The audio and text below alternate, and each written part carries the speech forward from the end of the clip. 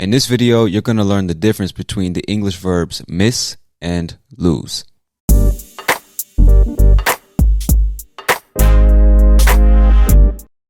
All right, so let's start with the English verb miss. To miss something means to fail to attend something or to fail to get something. And a lot of times we use this with things like transportation, like a bus, a train, or your flight or something like that. For example, I missed the 8 o'clock train, so I had to take the 9 o'clock train, which means I failed to catch or I failed to get on the train at 8 o'clock, so I had to get on the train at 9 o'clock. Another example, I was late for work because I missed the bus. I was late for work because I missed the bus. I wouldn't say I was late for work because I lost the bus. You see what I'm saying? I failed to get on the bus. That's why I was late for work. So another case in which we use this verb miss is for events. We don't lose events, we miss events. For example, I can't believe you missed the Nipsey Hussle concert last night. Like, man, I can't believe you missed the Nipsey Hussle concert last night. So what I'm saying is I can't believe you failed to attend this event. I can't believe you failed to attend the concert. You didn't lose it, you missed it. Another example, she missed her son's birthday party because she was working abroad. She didn't lose the party. That doesn't make sense. She missed the party. She failed to attend this event because she was out of the country working. Now, another definition of the verb miss is when somebody is away from you, but you wish they were with you. Okay, for example, my brother moved to Brazil last year. I really miss him, which means he's in another place, but you wish he was here. You miss him, right? You feel his absence and you wish he was here. Okay, another example, I miss my sister. She won't be home for another 6 months. So again, she's somewhere far away from you, but you wish she was here. You wish you could feel her presence, but instead you are currently feeling her absence. All right. The last definition of the verb miss is when you fail to hit a target. Okay. For example, he tried to hit me, but he missed. He tried to hit me, but he missed. So I'm trying to punch and I do not connect or I do not hit my target, which means I miss my target. You see?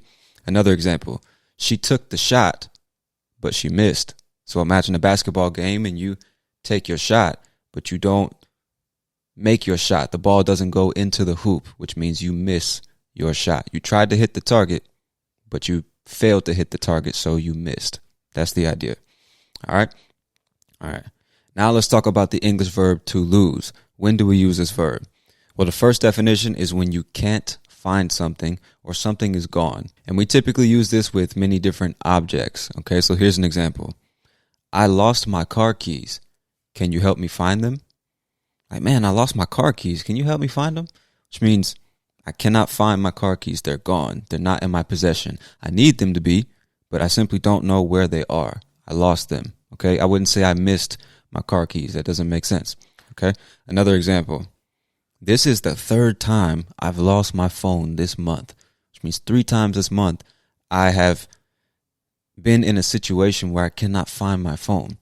You know, I'm always misplacing my phone. I'm always losing my phone. I never miss my phone because that doesn't make sense. I'm always losing it. You see?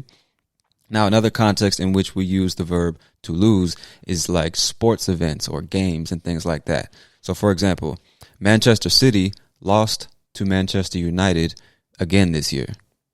Manchester City lost to Manchester United again this year, which means they were playing a game and somebody has to win and somebody has to lose. You have a winner and a loser. You see, you don't have a winner and a misser. You don't miss the game. Technically, you could miss the game, but that means you failed to attend the game as a spectator, as a fan. But if you lose the game, that means you were playing and the other person beat you.